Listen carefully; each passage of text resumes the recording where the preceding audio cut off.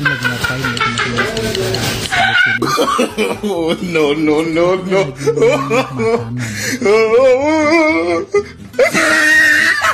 Astagfirullah.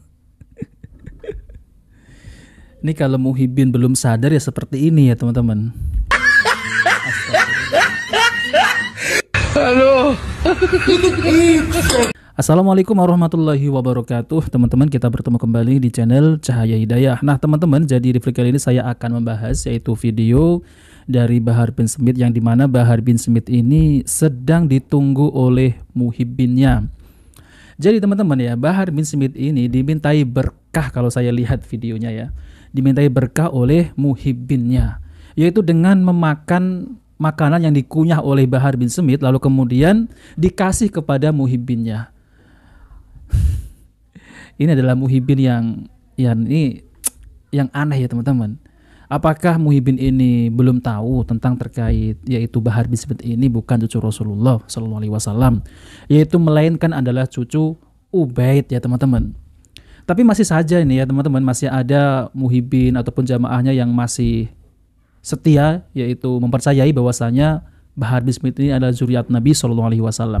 Ada juga Muhyiddin yang sudah mulai sadar tentang keanehan-keanehan ajaran-ajaran dari Bahar bin Smith ataupun habib-habib yang lain, yang dimana mereka ini kalau berceramah itu isinya hanya pendawiran, menipu umat, lalu kemudian nodong ke jamaahnya. Bukan itu saja teman-teman, mereka itu kalau berceramah yaitu hanya dongeng-dongeng khurafat. Ya hasilnya seperti ini teman-teman.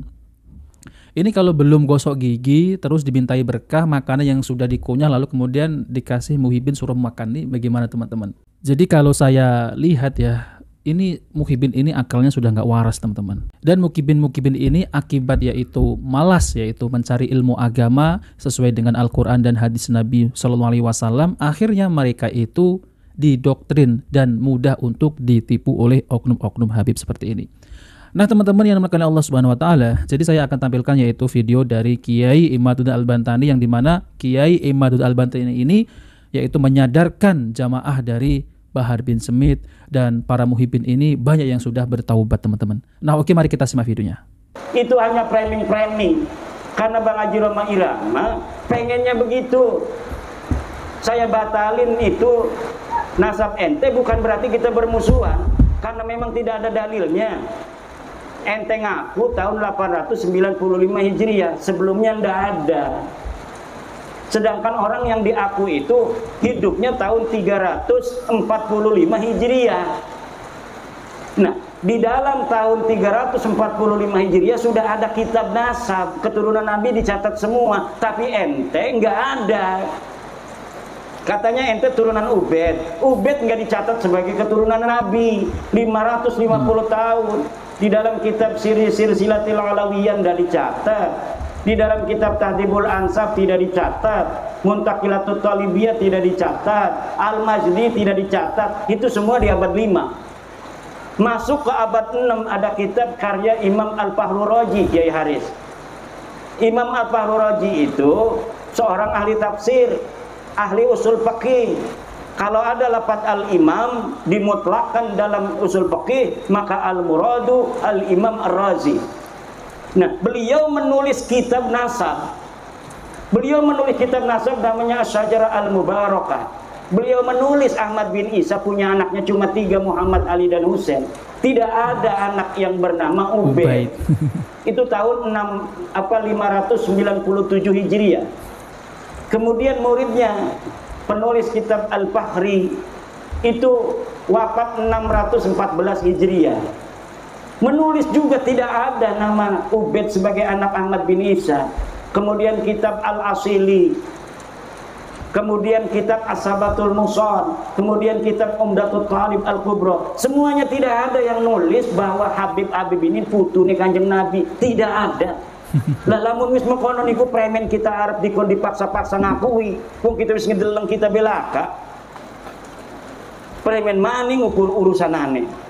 Apa kita harus berbohong gitu demi kamu? Bahwa kamu cucu Nabi walaupun kita nggak percaya, kan nggak bisa. Jadi udah, kata saya, ini udah selesai. Bahwa ente bukan cucu Nabi.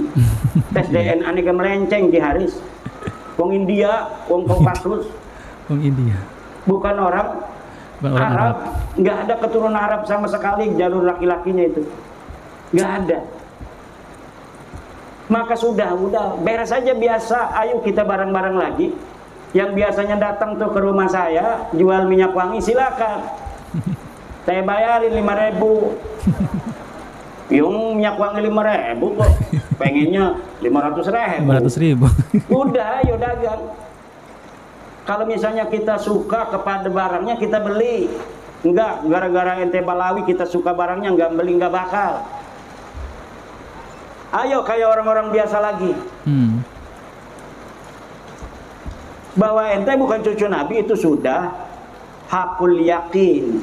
Tajalla tajalliyan zahiran bayinan. Orang yang masih percaya itu dosa besar itu Kiai Suparman itu.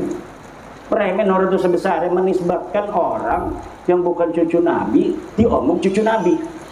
Itu ida bi Rasulillah. Walladzina yuduna Rasulullah lahum adabun alim. Orang yang menyakiti Rasulullah itu akan mendapatkan siksa yang besar. Bagaimana coba? Orang yang bukan cucunya Nabi berbuat zina, minum-minuman, narkoba dan sebagainya, sering itu sekali ada di berita. Kemudian kita masih meyakini mereka sebagai cucu Nabi. Lalamun umpamane sing di nisbataken orang-orang soleh semua mah nggak banyak gitu. Tapi orang soleh iku mungkin bohong, orang gede dosane itu. Tapi kalau sudah ini yang dinisbatkan orang-orang yang tidak pantas akhlaknya begitu, na'udzubillah, ini lahum adabun alim. Se-Indonesia bersaksi semua tukang dawir minta duit. Udah terkenal sekali itu. Semua orang, kalau yang saya ketemui kiai-kiai ngomong, alhamdulillah Kiai Imad, gara-gara Kiai Imad sekarang tidak ada lagi yang keliling minta-minta, maksa-maksa minta duit. Itu hampir di setiap daerah. Nah, teman-teman yang dimuliakan oleh Allah Subhanahu wa taala, jadi dengan penjelasan Kiai Imaduddin Al-Bantani ini membongkar yaitu nasab Habib Alawi ini ternyata palsu, ternyata bukan cucu Nabi, ternyata adalah cucu Ubaid ya teman-teman. Saya akan berbagi cerita sedikit ini ya teman-teman. Jadi ada seseorang ya kiai di kampung saya itu yang bercerita kepada saya.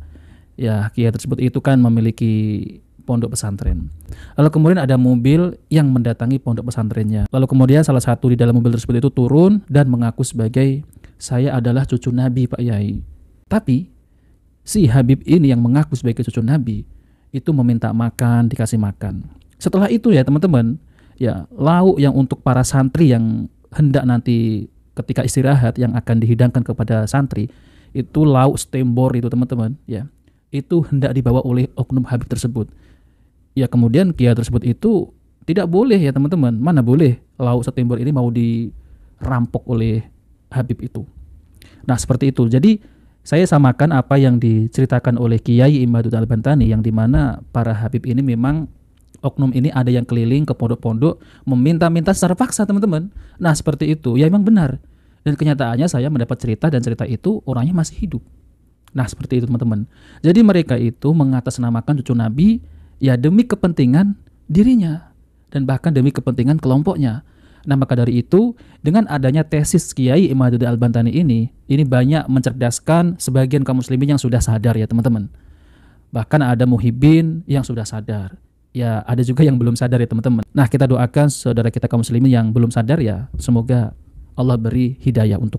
Nah oke teman-teman, kita bertemu di video berikutnya. Jika video ini bermanfaat jangan lupa like dan subscribe di channel Cahaya Hidayah. Wabillahi taufiq wal hidayah. Wassalamualaikum warahmatullahi wabarakatuh.